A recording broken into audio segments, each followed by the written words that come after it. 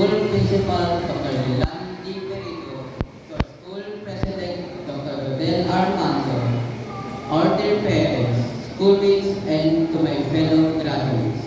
Good morning. Wow, can you believe it? We made it. We're officially 6th grade graduates.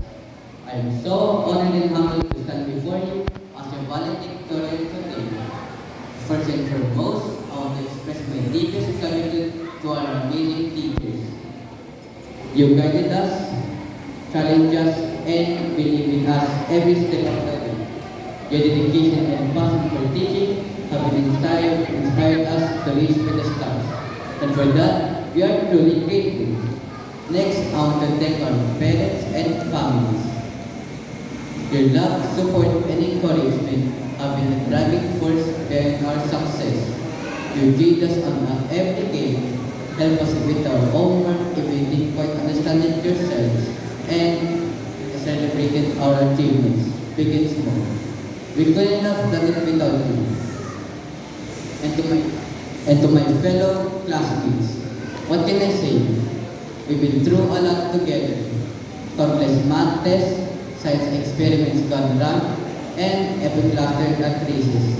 But through it all, we formed friendship that will last a lifetime.